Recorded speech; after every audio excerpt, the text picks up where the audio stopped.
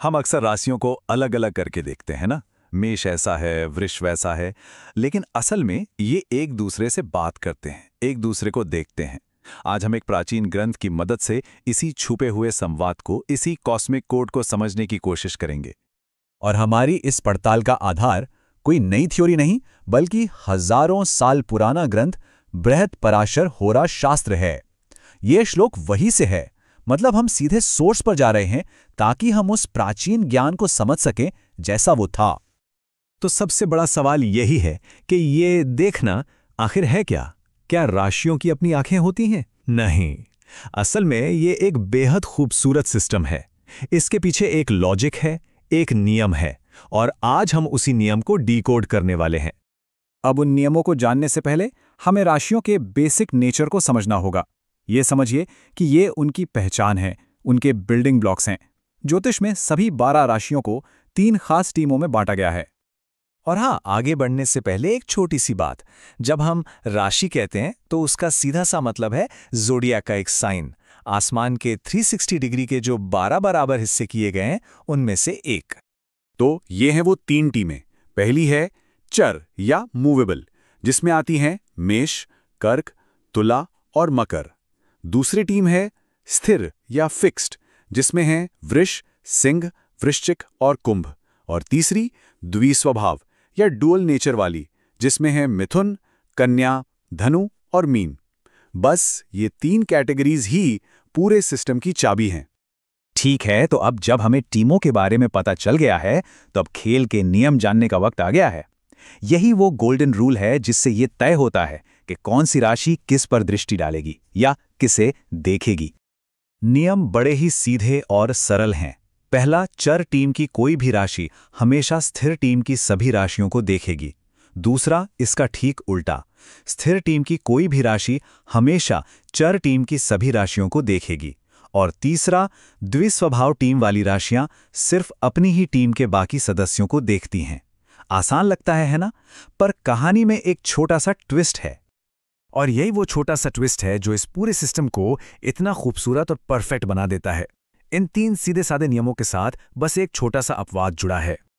तो वो जरूरी बात यह है कि कोई भी राशि अपने ठीक बगल में बैठी राशि पर, मतलब अपने पड़ोसी पर, कभी दृष्टि नहीं डालती। बस यही पड़ोसी को छोड़ने वाला नियम वो मास्टर की है जो इस पूरे सिस्टम को बैलेंस करता है।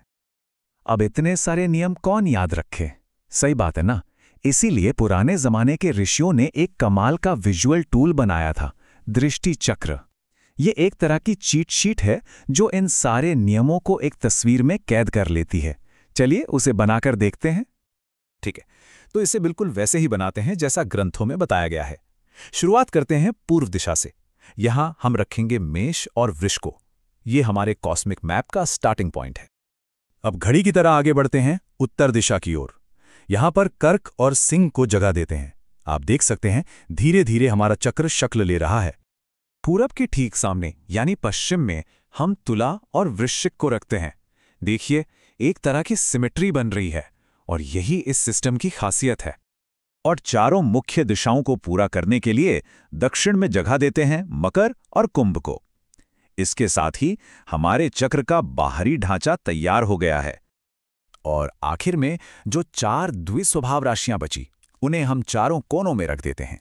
उत्तर पूर्व में मिथुन, उत्तर पश्चिम में कन्या, दक्षिण पश्चिम में धनु और दक्षिण पूर्व में मीन। और लीजिए, हमारा चक्कर पूरा हो गया। तो ये है पूर्ण दृष्टि चक्र। ये सिर्फ एक डायग्राम नहीं है, ये कैलकुलेटर है। इस एक तस्वीर की मदद से हम बिना कोई नियम रटे एक नजर में किसी भी राशि की दृष्टि देख सकते हैं। तो अब हमारे पास नियम भी हैं और उन्हें देखने का टूल भी। अब देखते हैं कि ये सब मिलकर असल में काम कैसे करते हैं। अब थ्योरी से प्रैक्टिकल की तरफ बढ़ते हैं। तो सवाल ये है कि असल में ये काम कैसे करता है। चलिए एक राशि को चुनते हैं और इस दृष्टि चक्र का इस्तेमाल करके पता लगाते हैं कि वो किसे देखती है। चलिए मेष से शुरू करते हैं। मेष एक चर राशि है। नियम कहता है कि चर राशियां सभी स्थिर राशियों को देखती हैं, यानी वृष, सिंह, वृश्चिक और कुंभ को। लेकिन वो ट्विस्ट वाला नियम याद है? अपने पड़ोसी को छोड़ना है।